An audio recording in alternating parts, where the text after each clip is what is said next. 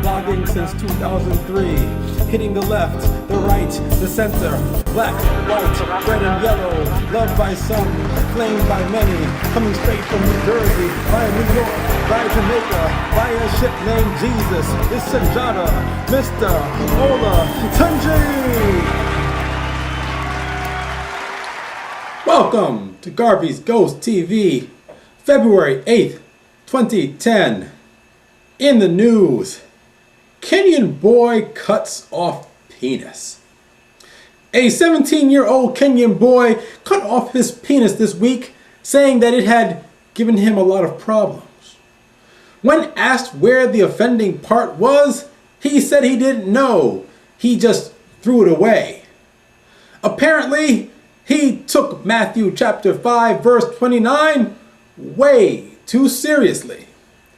All we can say is, son, your problems have only just begun. In other Africa news, Uganda presses on anti-homosexual law. Uganda lawmakers have expressed shock that Western countries have been outraged over the anti-homosexuality law that has been recently proposed. David Bahati, head of the ruling National Resistance Movement, has decided to get the word across by appointing Buju Banton as their spokesperson. In U.S. news, Rahm Emanuel has insulted liberals.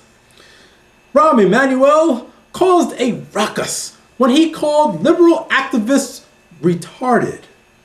Several handicapped advocacy groups called for and got an apology for the use of the term that they consider very offensive. Word is that the people Rahm actually insulted got no apology. In other government news, George Stephanopoulos, while interviewing the lawyer for the Sweat Lodge guru, asked how the guru would prove his innocence. Roll clip. Tried to get messages to the two people after that. What's the best evidence you can provide to prove that Mr. Ray is innocent? Well, first of all, it's not our burden of proof. It's the government's burden of proof in a criminal case. So we don't have a burden of proof. But how does someone who actually worked in the White House ask such a question? I mean, really, you worked in the White House with the president. You had a nationally syndicated, popular Sunday talk show, and you forgot that the burden of proof is on the government to prove guilt? Come on, man! But this might be something worth thinking about. Tom Tancredo is calling for a civics test. In his speech to the Tea Party conventioners, Tom Tancredo lamented the lack of civics understanding among people who vote. Roll tape. And then something really odd happened. Mostly because I think we do not have a civics literacy test before people can vote in this country.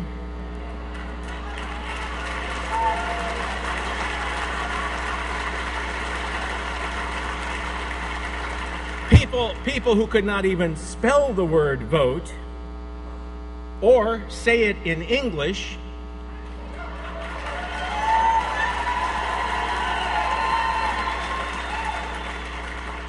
put a committed socialist ideologue in the White House. You know, we think that Tom Tancredo is onto something. Perhaps we can get some of the following people off the voter rolls. Roll clip. Fairness. Realness. But any policies, I guess, specifically that you of hers? I can't think of the policies right off the bat. She's someone who can make a difference. Yeah. What differences would you like to see her make? I don't know. I guess I never really thought about it. Cutting taxes, making a more, entrepreneurial,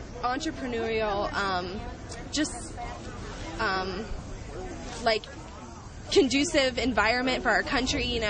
Getting back to less government dependence on things, back to individuals, and just a healthy country. What's some of the spending? I think that she would acknowledge the system of government in the United States rather than focus of administration of czars.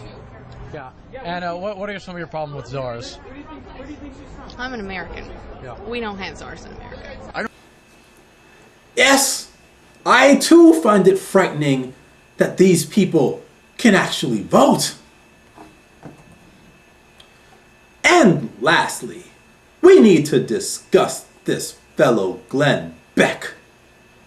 Glenn Beck made the claim that Barack Obama's name is un-American. Now, in an unusual case, Garvey's ghost is going to have to defend the president. Mr. Beck, let's look at his quote. He chose to use his name, Barack, for a reason.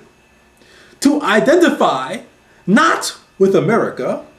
You don't take the name Barack to identify with America. You take the name Barack to identify with what? Your heritage? The heritage maybe of your father in Kenya, who is a radical? Really? Searching for something to give him any kind of meaning, just as he was searching later in life for religion?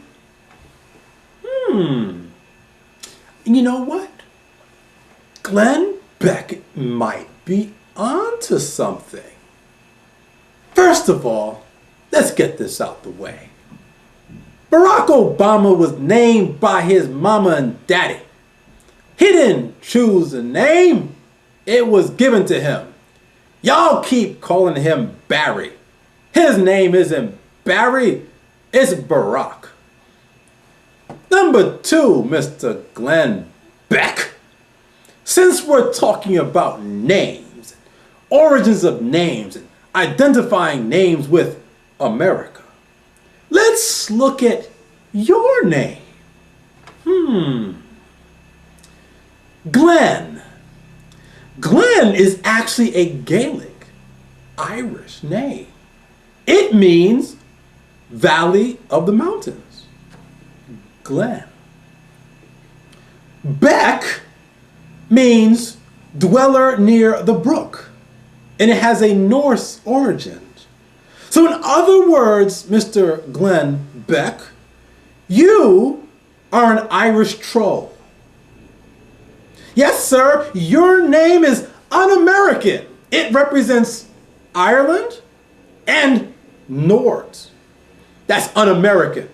Shame on you for having such an un-American name and trying to call out Barack Obama when your name isn't American.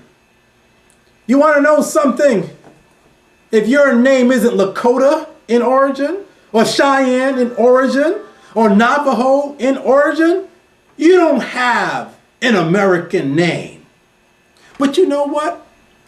We know what Glenn Beck is up to. Yes, we do.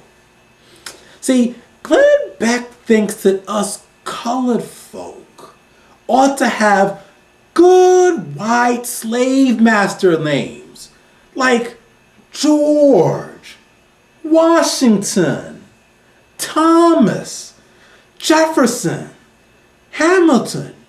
You know, good American names of rapists and slave owners. That would be something to be proud of.